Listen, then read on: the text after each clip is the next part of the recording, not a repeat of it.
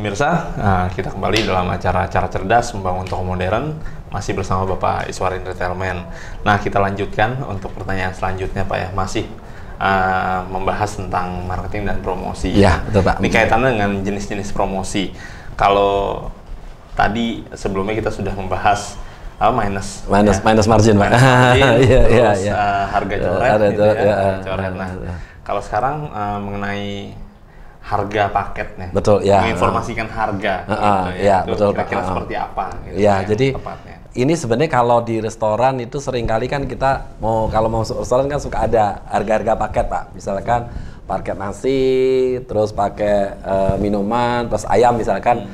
Yang tadinya kalau dijual satu-satu jatuhnya misalkan 25.000, tetapi kalau dia paket itu misalkan 20.000 dia dapat minum seperti itu. Nah, ini sebenarnya di retail juga bisa dilakukan itu, Pak. Ya, jadi info harga ini tidak hanya info harga yang kita jual, tetapi sebenarnya lebih kepada yang paket-paket atau kita sebut sebenarnya bandit, Pak. Misalkan gini, Bapak punya stok sikat gigi banyak, ya, terus kurang laku lah, ya kan? Kalau orang beli sikat gigi itu kan tidak setiap minggu atau setiap bulan, Pak ya, karena pasti nggak rusak. Nah, gimana agar sikat giginya itu ikut terjual gitu? Jadi kita bisa siasati dengan bandit, Pak. Jadi misalkan Bapak beli sabun, beli odol, terus beli sikat. Kalau ini beli satu-satu, misalkan nilainya misalkan 20.000. Tapi kalau ini di bandit, Bapak bisa beli dengan harga misalkan 15.000. Sehingga sebenarnya yang untuk sabun sama odolnya itu marginnya kan tetap, Pak. Yang kita turunkan harga itu kan hanya harga sikatnya aja, sehingga sikatnya ikut keluar sebenarnya. Jadi dipaksa nih, Pak, agar stoknya sikat keluar. Nah, ini sebenarnya menyambung tadi pertanyaan Pak Dodi yang promosi yang pertama. Jadi kita bisa melihat adalah produk-produk yang stok kita banyak, Pak. Terus mandek lah. Nah, ketimbang dia mandek, gimana caranya biar stok kita kan jadi uang nih, Pak. Jadi di-bandit, Pak, barang yang nggak laku ini di-bandit dengan barang-barang yang laku.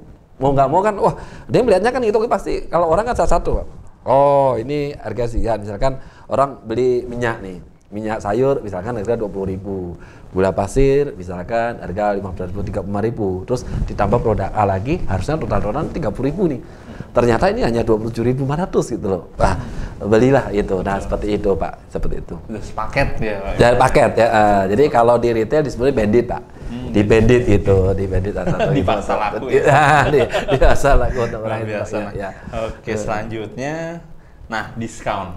Ya, mungkin bisa jelaskan, Pak ya, untuk diskon sendiri. Jadi diskon ini biasanya seringkali yang melakukan diskon ini produk-produk yang jual baju, Pak. Biasanya, tetapi sebenarnya produk apapun yang kita jual bisa diskon, Pak. Cuman yang membedakan di sini paling nilai diskonnya. Dan perhitungannya seperti apa sih, Pak, untuk diskon? Diskon itu sebenarnya kan kalau kita kan lihatnya gini, Pak. Kadang kan kita lihat ada kok orang berani diskon 50%. Betul. Bayangan Bapak pasti rugi. Wah, ya, pasti rugi. Jadi sebenarnya dari awal mereka sudah hitung. Nah, diskon ini kalau yang toko baju, Pak ya, pengalaman di toko baju dulu, jadi mereka ambil margin itu sekitar 75 sampai 100% sebenarnya. Jadi 2 kali lipat dari harga yang sebenarnya. Nah, baju ini apalagi kalau baju fashion itu kan ada umurnya, Pak. Nah, kalau di yang kebutuhan sehari-hari itu ada expired date. Nah, tapi kalau di baju ini bukan expired date, tetapi umur fashionnya. Jadi kalau ini barang misalkan sudah 3 bulan, sudah 6 bulan, itu kan sudah ketinggalan zaman gitu. Apalagi kalau notabene kita model tokonya yang digantung-gantung. Kan sering dipegang orang, Pak. Dipegang jadi lusuh, jadi kotor ya, terutama pundaknya ini kan otomatis kan nggak bisa jual. Nah, ini nyiasati gimana agar setiap produk kita setelah 3 bulan itu bisa terjual. Nah, ini diskon ini, Pak. Bapak pasti sering lihat ya, departemen store salah satu di Indonesia tuh setiap bulan kan diskon 50 plus 20. Sebenarnya itu masih untung, Bapak. Jadi bahkan tapi kenyataannya seringkali ada gini. Kalau saya di seminar seringkali ada yang nanya gini, Pak, saya pernah amati ada beberapa departemen store itu yang kadang dinaikin dulu harganya. Dinaikin dulu baru di diskon. Jadi biar nampak diskonnya besar. Betul, memang ada begitu. Cuman sebenarnya gini, Pak. Mereka misalkan punya diskonnya 20%. Kalau 20% kan tidak menarik. Betul. Jadi dia sebenarnya di-up dulu nih, Pak. Dinaikkan dulu 30% ya, ya. dinaikkan misalkan bisa 20% atau misalnya 30%, sehingga kita bisa berikan diskon 50%. Padahal yang diskon cuma 20%. Kalau 20% misalkan dulu dia marginnya ngambil 50%, ya masih untung Pak, masih ada 20%. Artinya biaya karyawan, biaya yang lain-lain masih ketutup gitu. Ketimbang tadi yang minus margin sebenarnya. Dan ini banyak sekali dilakukan oleh departemen store. Nah, gimana untuk yang kebutuhan sehari-hari? Bisa melakukan itu, cuman produk-produk tertentu Pak. Jadi artinya memang produk yang notabene itu punya margin besar. Nah, saya sarankan Bapak Ibu sekalian pemirsa Niaga TV di rumah, jangan mendiskon untuk produk makanan. Agak sensitif Pak. Misalkan Bapak jual produk makanan, didiskon itu. Produk makanan diskon 50%. Oh, ini mau rusak ya barangnya. Lebih baik tadi Pak pakai minus margin atau harga coret tadi atau harga press down tadi. Jadi jangan murah, diskon Pak. Ya. Semakin mengerikan. Mengerikan takut nih. Jangan ini besok 2 hari lagi expire. Ya, seperti itu Pak. Ya, gitu. Nah, kalau untuk perhitungan ya, mungkin sering saya sering temui kan yang tadi Pak Iswar bilang 50% plus 20%. Gitu. Ya. Itu apakah memang sebetulnya diskonnya diberikan 70% atau memang ada perhitungannya 50 dulu terus 20. Jadi 20. Itu sebenarnya 50 plus 20 Pak. Bukan 70 Bukan, berarti. karena kalau 70 itu lebih besar. Jadi kan Bapak misalkan dari 100.000 nih. Kalau didiskon 50%, jatuhnya ada berapa? Ya, jatuhnya. Nah, terus baru yang angka itu didiskon 20% kan? Setelah angkanya kecil, tapi beda kalau Bapak dari 100 diskon 70%, tinggal 30. Bebas ya. Gitu. Ya, jadi itu strategi sehingga orang awam yang mohon maaf nih kurang ngerti itu gitu, wah diskonnya 70%, atau enggak nih? Makanya seringkali kan 30 plus 20, 50 plus 20 itu memang strategi Pak. Gitu, itu untuk mensiasati. Jadi wah dapat diskonnya besar sekali nih kan gitu. Ya. Nah, Pak Is, untuk yang selanjutnya, nah ini banyak juga nih ditemuin nih promo-promo melalui kupon. Ya, kupon itu isinya juga ada yang potongan harga, gratis. Gitu. Seperti apa gitu. Nah, kalau potongan atau voucher Pak ya, potongan itu sebenarnya tujuannya agar orang balik lagi Pak. Jadi misalkan gini, Bapak belanja nih 100.000, dapat voucher senilai 5.000 gitu ya. Kalau Bapak langsung belanjakan kan 5.000 dapat apa sih gitu. Nah, tujuannya sebenarnya lebih kepada ini mengumpulkan potongan-potongan kuponnya tadi Pak.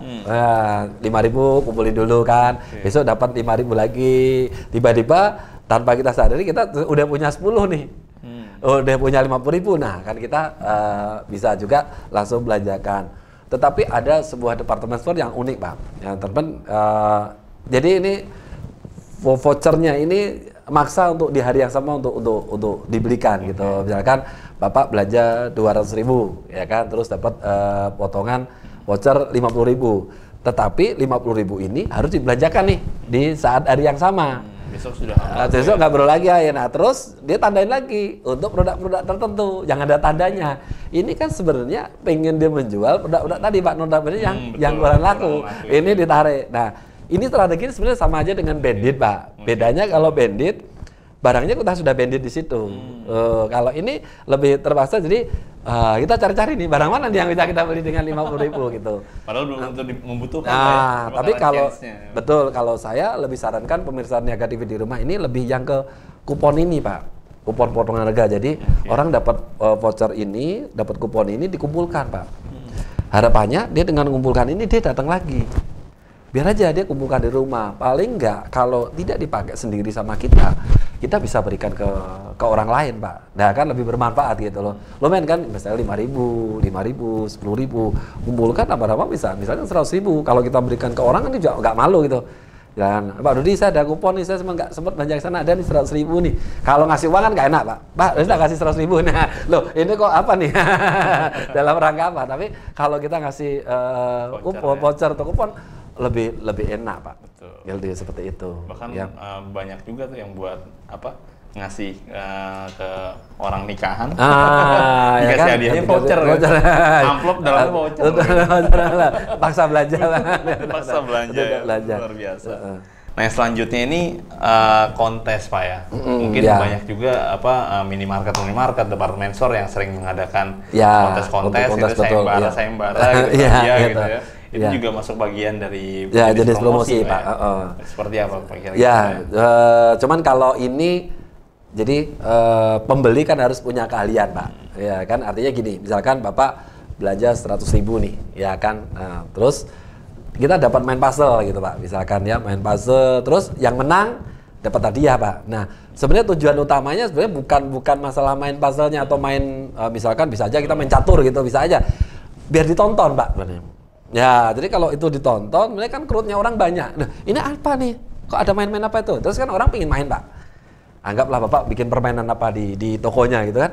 Ini apa sih, main apa? Oh, kalau mau main ini sebenarnya lomba. Jadi harus belanja dulu, ya kan? Belanja dulu 100.000 baru kita bisa main. Kalau kita menang baru dapat hadiahnya, seperti itu. Ya, itu yang kita sebut adalah kontes Pak sebenarnya. Jadi kita lebih ke pakai kepandaian ya. Gitu, seperti itu. Itu sudah banyak juga yang menerapkan seperti banyak, itu. cuman biasanya kalau yang kontes ini lebih ke toko-toko yang besar Pak. Karena kalau toko besar mereka kan punya ruangan. Betul. Ya, ruangan yang misalkan ada ruang tunggu orang. Tapi kalau toko yang Bapak sebutkan seperti minimarket tadi tidak mungkin Pak. Kan nggak mungkin kita main di luar itu kan. Satu pasti panas ya kan. Betul. Belum tentu orang lihat karena kan tujuannya. Tapi kalau toko yang di mall ya tokonya besar, orang lihat kan apa nih? Pengen lihat. Jadi pas orang lagi jalan-jalan ada main apa di sana? Orang melihat gitu. Nah, terus orang bertanya dan dia belanja dulu baru dia boleh main kan gitu. Ya. Nah, yang selanjutnya ini sweepstakes. Ya. Ya Pak. Ini seperti undian ya mungkin Pak bisa dibilang. Ya. Oke, nah ini biasanya memang cocoknya nih di minimarket juga bisa Bisa. Ini kalau itu bisa Pak. Kalau sweepstakes itu di mana aja bisa. Nah, sebenarnya sweepstakes ini sedikit beda dengan kontes tadi. Kalau kontes orang misalkan belanja 100.000 dia mau dapat hadiah mesti pandai bermain dulu, ya kan, apapun jenis permainannya. Tapi kalau sweepstakes ini lebih kepada dia tidak perlu kepandaian apa-apa Pak. Yang ada hanya begitu dia belanja, misalkan Bapak nih belanja minimal 100.000, dapat terus ngisi aja Pak, ngisi undiannya kan. Terus undian itu dimasukkan kotak, terus misalkan setiap bulan diundi gitu ya, setiap akhir bulan dan terus kita dapat hadiahnya. Nah, ini pernah saya punya klien di Pekanbaru Pak. Itu ada salah satu toko buku di sana. Jadi dia itu spanduknya ditulis besar-besar Pak. Belanja 1.000 dapat laptop itu. Nah, padahal tulisan di dalam kurung kecil itu diundi. Diundi. Tapi kan sudah menarik Pak. Saya baca loh, belanja 1.000 loh. Berarti artinya orang beli pulpen yang harga 1.000 itu mendapatkan peluang yang sama dengan orang yang belanja 50.000 kan gitu. Nah, cuman beliau ini menyiasatinya pinter Pak. Kalau dia terbitkan kupon-kupon itu untuk untuk nulis apa dan sebagainya, berarti kan biaya lagi.